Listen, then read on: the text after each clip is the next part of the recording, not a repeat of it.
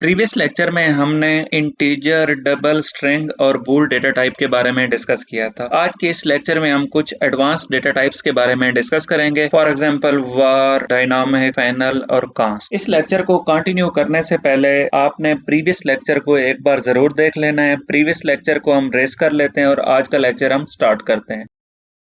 मैं हूं फैजान अब्बास और आप इस वक्त programming with Faizan YouTube channel देख रहे हैं। अगर आपने अभी तक मेरा चैनल सब्सक्राइब नहीं किया तो चैनल को सब्सक्राइब करें और साथ बेल के आइकन को प्रेस करें। इससे मेरी नई आने वाली वीडियो का नोटिफिकेशन आपको सबसे पहले मिलेगा। सबसे पहले हम वार डेटा टाइप के बारे में डिस्कस कर लेते हैं। डार्ट प्रोग्रामिंग में वार डेटा टाइप एक ऐसी डेटा टाइप है जिसमें आप किसी भी टाइप का डेटा स्टोर करा सकते हैं और वो खुद ब खुद डिटेक्ट कर लेती है कि आपने उसमें इंटीजर डेटा सेव कराया है, स्ट्रिंग डेटा सेव कराया है, बुलियन डेटा सेव कराया है या फिर डबल टाइप डेटा सेव कराया है। फॉर एग्जांपल हम एक वेरिएबल डिक्लेयर कर लेते हैं नेम और उसकी डेटा टाइप यूज कर लेते हैं वार। अब अगर यहाँ पे मैं इसको इनिशियलाइज करता हूँ विद नेम तो वार वेरिएबल खुद ब खुद इसकी डेटा टाइप आइडेंटिफाई कर लेगा। हमें अलग से डेटा टाइप डिफाइन करने की जरूरत नहीं है। वार इटसेल्फ एक डेटा टाइप है। अगर आपने नेम की वैल्यू प्रिंट करानी हो तो सेम लास्ट लेक्चर की तरह आप प्रिंट स्टेटमेंट लिखेंगे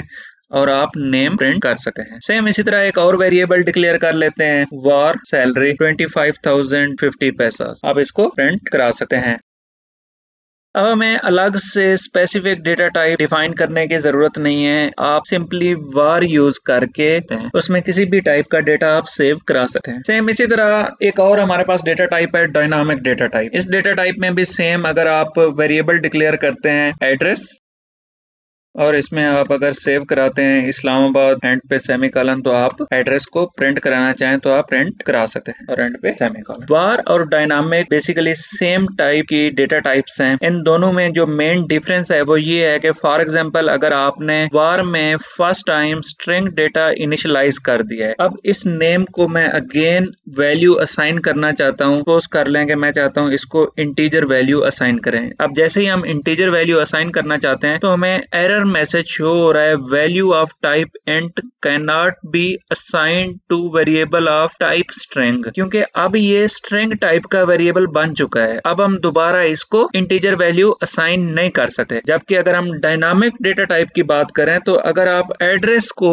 1 2 3 असाइन करते हैं तो वो आपकी वैल्यू असाइन हो जाएगी और आप इसको प्रिंट भी करा सकते हैं। यहाँ पे मैं एड्रेस प्रिंट कराता हूँ और एंड पे सेमीकोलन। ये एरर वाली लाइन को हम कमेंट कर देते हैं। अगर मैं प्रोग्राम को रन करता हूं तो आप देख सकते हैं फर्स्ट टाइम जो हमारा एड्रेस प्रिंट हुआ है वो इस्लामाबाद हुआ है, नेक्स्ट टाइम 1 2 3 प्रिंट हुआ है। तो अब इन दोनों में जो मेन डिफरेंस है वो ये है कि dynamic data type run time पे डेटा टाइप आइडेंटिफाई करती है। फर्स्ट टाइम इस्लामाबाद था तो उसने इस्लामाबाद प्रिंट कर दिया स्ट्रिंग। अगर आप इसको इंटीजर डेटा असाइन करेंगे तो डेटा टाइप खुद ब खुद स्ट्रिंग से इंटीजर में कन्वर्ट हो जाए। जबकि वार के केस में अगर आप first time string data assign करते हैं तो उसकी डेटा टाइप हमेशा स्ट्रिंग ही रहती है, चेंज नहीं होती। सेम इसी तरह हमारे पास नेक्स्ट डेटा टाइप है फाइनल डेटा टाइप। इसमें किसी भी तरह का डेटा सेव करा सकते हैं। इसको हम मजीद डिटेल में भी देख लेते हैं। फाइनल फर्स्ट नेम और फर्स्ट नेम को हम वैल्यू असाइन कर देते हैं अली। सेम इसी तरह अगर मैं इस वैल्यू को प्रिंट कराना चाहूँ तो यहाँ पे मैं फर्स्ट नेम प्रिंट करा सकता हूँ। प्रोग्राम को एग्जीक्यूट करके चेक कर लेते हैं। प्रोग्राम हमारा एग्जीक्यूट हो चुका है। आप लास्ट वैल्यू देख सकते हैं, यहाँ पे अली प्रिंट हो चुका है। अब अगर इस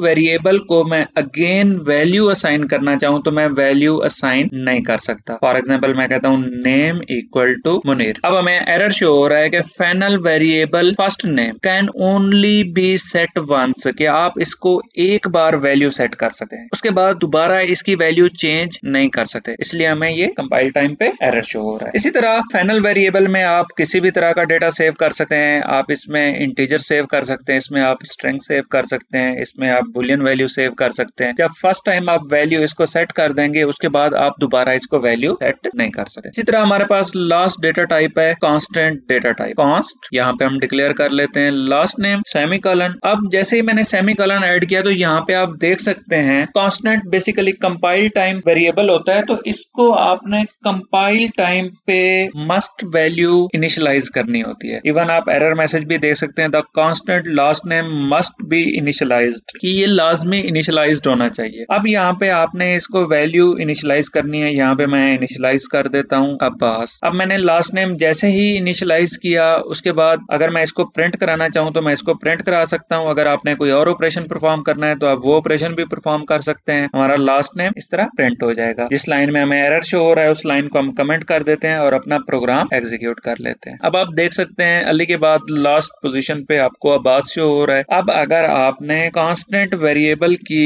वैल्यू चेंज करनी है तो आप चेंज नहीं कर सकते। यहाँ पे हम चेक भी कर लेते हैं। मैं यहाँ पे चाहता हूँ कि सपोज कर लें इसको हम कोई एबीसी नाम असाइन कर देते हैं, तो यहाँ पे आपको मैसेज शो हो रहा है constant variable can not be assigned a value. Constant variable को आप वैल्यू असाइन नहीं कर सकते। बस फर्स्ट टाइम जब आपने डिक्लेयर करना है उस टाइम आपने इनिशियलाइज कर देना है, जबकि फाइनल वेरिएबल को आप वन टाइम वैल्यू या तो इनिशियलाइज कर सकते हैं या फिर असाइन कर सकते हैं डॉट प्रोग्रामिंग के केस में। जब आपने एक बार वैल्यू सेट कर दी है फाइनल वेरिएबल को, उसके बाद आप इसको दोबारा चेंज नहीं कर सकते। और अगर परफॉर्मेंस की बात करें तो आपने डॉट प्रोग्रामिंग में, या ये प्रोग्रामिंग लैंग्वेज अभी सबसे ज्यादा फ्लटर में यूज हो रही है, फ्लटर फ्रेमवर्क में जब भी यूज करनी है आपने डेटा टाइप, तो आपने कोशिश करना है कि जहां पे आप कांस्टेंट वेरिएबल या कांस्टेंट वैल्यू असाइन कर सकते हैं तो आप कोशिश करें कि वेरिएबल कांस्टेंट डिक्लेयर करें। उसके बाद दूसरे नंबर पे आप प्रेफरेंस दें, फाइनल वेरिएबल डिक्लेयर करें। सेम उसके बाद अगर आप कांस्टेंट भी नहीं डिक्लेयर कर सकते किसी लिमिटेशंस की वजह से, फाइनल भी नहीं डिक्लेयर कर सकते, तो देन आप किसी और की तरफ मूव कर सकते हैं। तो आपने एक बात का ख्याल रखना है, जो आपने हाई प्रायोरिटी देनी है वो कांस्टेंट को दें। ये था हमारा आज का लेक्चर। आई होप आपको समझ आया होगा। अगर आपके माइंड में कोई भी क्वेश्चन है तो आप कमेंट सेक्शन में जरूर पूछ सकते हैं। अगर आपको आज का लेक्चर समझ आया है तो आपने कमेंट सेक्शन में मुझे अप्रिशिएट करके बताना भी है। मिलते हैं नेक्स्ट लेक्चर में, तब तक के लिए अल्लाह हाफिज।